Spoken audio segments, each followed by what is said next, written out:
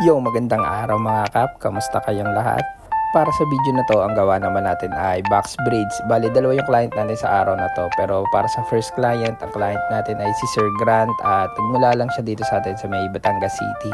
Si Sir Grant ay isa sa mga naging clients natin noong December at siya yung huling client na kinabitan natin ng box braids with extensions. Kung mapapansin nyo, bibihira lang ako mag-post ng ganitong klase ng braids kasi bibihira lang din tayo magkaroon ng client na nagpapagawa. Madalas kasi yung mga nagpapagawa sa akin ng box braids with extensions ay pang babae, yung mga boho braids, fulani, ganun lang yung mga nagiging clients natin. Pero kaya rin naman natin gumawa ng ganitong klase ng braids. Yun nga lang, mas marami yung stocks ko ng extensions na pang babae kaysa sa lalaki. Ang alam ko yung stocks ko na pang lalaki last December pang dalawang clients lang.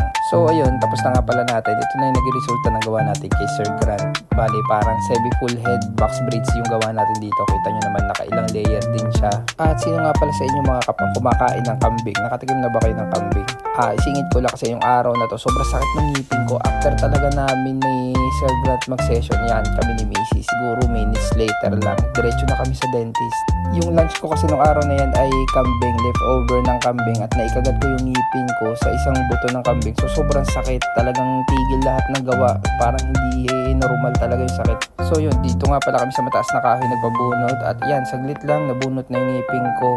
Hindi naman to yung first time ko magpabunot ng ngipin, pero bata pa kasi ako nung first time, kaya medyo kinakabahan ako, takot kasi ako sa mga injection. So yun, after natin po-mood trip at magpabunot ng ngipin, ang oras natin 7:30 PM na. Yun, December 13, bali may humabol tayong client sa Malvar, Batangas. Servisan natin siya ngayon. So yun, tara, samahan niyo ako. So ayun, para naman sa second client natin sa video na to, ang gawa natin ay top head cornrows at home service to sa Malvar, Batangas.